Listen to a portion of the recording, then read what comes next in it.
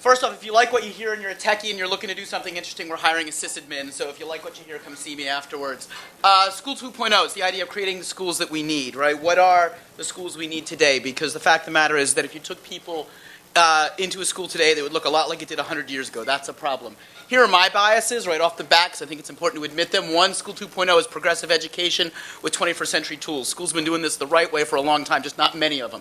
And three other ones, democracy, public education.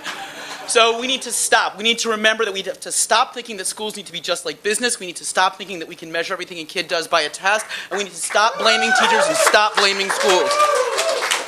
Okay, one more thing about where we are today. Right now, if you hear anything about schools, you hear two things all the time: data-driven decision-making and accountability. Well, the problem is that good data costs a lot more than we want to spend. Yeah.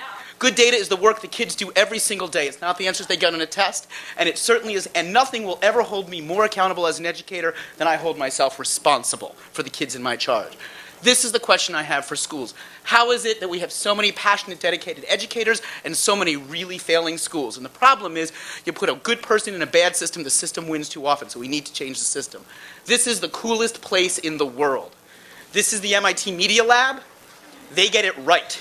And if you notice that little sign in the corner, you can't quite see it, it says lifelong kindergarten. That's their model. That's the way they play. That's what we've got to do. Instead, what we have are schools that look like this. This is from the Slide Rule Museum, folks. That's a problem, right? It used to be everybody needed to learn how to do that, and today no one does. So Alvin Toffler said it best: it's not going to be about can you read or write, it's can you learn how to unlearn. What do we need? We need caring institutions. We need to remember that we teach kids before we teach subjects. That is the most important thing we can do. Too many kids get turned off because they feel like the subject is more important than they are.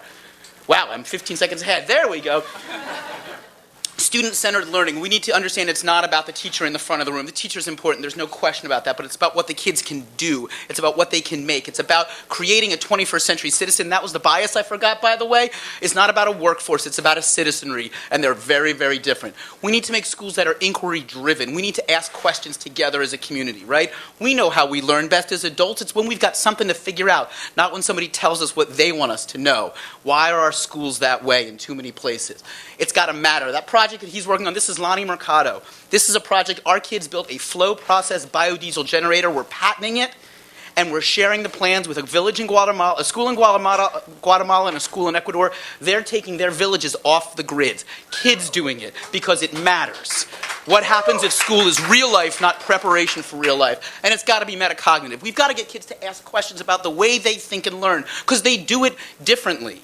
Let's get them to think about, how do I learn best? How do I think best? How do I work best? What does that look like? This is a traditional classroom. You probably recognize this kind of hierarchy of assessment where the teacher might have done a little project, might have asked for some questions in class, but when they really wanted to know what you had to learn, they gave you a test. It's recall-based learning, and you know what? In the age of Google, it's just absolutely obsolete. This is what we need. Tests and quizzes, they've got a role. Sure, you want a dipstick, find out how a kid is doing? Give a quiz, absolutely. But you want to see what kids have learned, give them a project. Dare them to show you what they can do with the work of their own head, heart, and hands. That's when you'll get kids engaged. That's when you'll get kids learning. And that's when you'll get kids who can change the world. Neil Postman said that certain technologies are not additive, they are transformative. That is the way that computers should be in our school. That's the way technology should be in our school. They should not give us schools plus computers. They should give us whole new schools, things we can't even recognize. And technology needs to be like oxygen, ubiquitous, necessary, and invisible. We need to not think about it, it just needs to be there. This picture should never be on the front of a classroom or a library ever again. And by the way, it's on the front of the library at Masterman, the top magnet school in this city. Let's change the game. We can make our schools transparent. We can invite the world to our schools. We do things where we have broadcasts, we Ustream out plays, we Ustream out class discussions, and we have people from countries all over the world taking part with us. And we can dare our kids to change that world, the world this way. What should every school, what should every class dare kids to do? Research, collaborate, create, present, and network. If we're not doing those things, if we're not giving the kids these skills, we're doing them a disservice. And the last question that this really does raise is, what is the role of the teacher in the age of Google? We've got one thing left to teach, and that is, damn, I'm talking too fast. Come on! Wisdom. Thank you very much. Thank you for letting me.